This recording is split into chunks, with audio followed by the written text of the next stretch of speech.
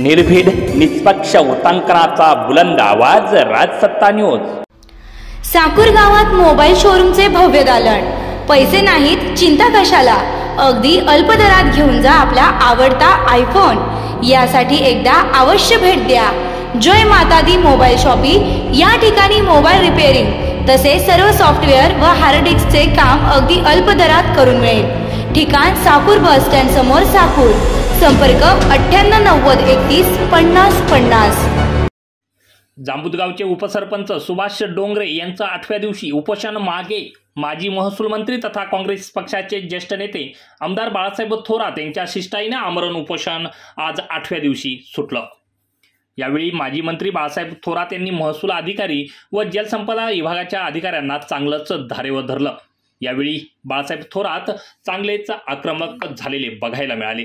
8 दिवस उलटून देखील उपोषणकर्त्याकडे कोणीही अधिकारी डोकून पाहिलं नाही असा आरोप यावेळी आमदार बाळासाहेब थोरातांनी केला।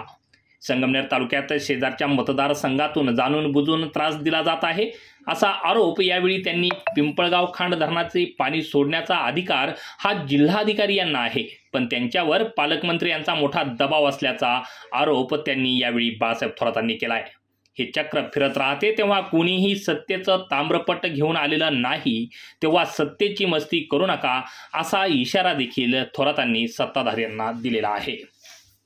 सरकार सोडून घेऊ आपण, बाकी काही मुख्यमंत्री पालकमंत्री सध्या आता तुम्हाला सगळ्याला माहिती साकूरला याला काय त्रास झाला, तो हाटीवाली इथं सुद्धा आहे, माणसं मारायला लागले तरी आणि याच्या एक लक्षात घ्या गोष्ट की याच्यामध्ये पूर्णपणे शिंदोडी पर्यंत पाणी तुमचं येईल हे मला शब्द होते, मलाच नाही पाठवलं होते की नाही विचारा पाठवलं का शिंदोडी पर्यंत ते पाण्याचा हक्क तुम्हाला देऊ।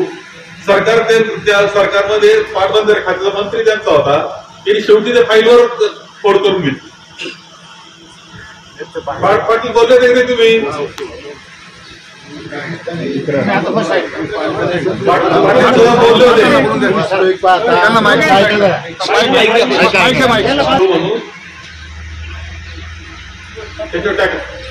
बोलले होते काय शब्द तुम्हाला सांगावर प्रत्येक आता मुळेचे जे पाणी आहे ते मुळेचे धरण हे मोरवाडीला म्हणजे नांदूर खंडोबाची मोरवाडी तिथं मंदिर झालं होतं। तिथं कामगारांची राहण्याची व्यवस्था करण्याचं काम चालू झालं होतं।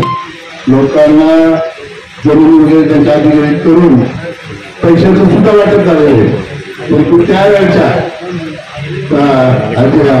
पुढाऱ्यांनी प्रशासनाला संगमनेर तालुका जो आहे आपला प्रत्येक शाळेत काढण्याचा तालुका आहे आणि तिथे सतत दुष्काळ पडतो किंवा कमी पाऊस पडतो। अशा परिस्थितीमध्ये त्यावेळेचे जे पुढारी होते त्याचं नाव घेत नाही आता, त्यावेळेचे पुढारी जो आहे खताळ पाटील होते, त्याच्यामध्ये उठले वेगळे होते, चव्हाण होते। या सगळ्यांनी ते धरण खंडाचं धरण कुठे बरेगाव नांदूरबाजी आणि त्यामुळे तरी परंतु ते जरी झालं त्यावेळेला साहेब आमदार साहेब तालुक्याला शिकत होते त्यावेळेला आणि त्याच्यानंतर ते आले पुढारपण सुधारायला लागलो तेव्हा त्यांनी हे आपण तालुक्यात होतो त्यावेळेला जोडले गेले सगळे पठाणची गाव त्यावेळेला आमदार बाळासाहेब थोरात आमदार झाले होते त्यांनी पिछेडला तिथं आणून हे मतदान एवढं तरी करा म्हणून हे किती योगदान आणि अकोला तालुक्यातलं जे धरण आहे त्यांचं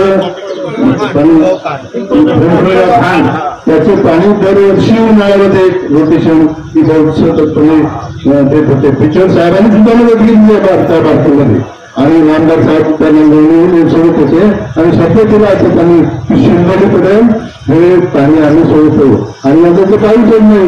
भयानक परिस्थिती आमच्या जांभूळवाडी, हिरेवाडी, चिंचेवाडी सगळी गावे खालची सागोर पडवरती ते सगळे पाण्या वाटून आणि सुरुवात तुम्हाला सांगतो पाण्या वाटून मरती अशा अवस्था इथे आहे। सर्व प्रांत आता नांदगाव साहेब आले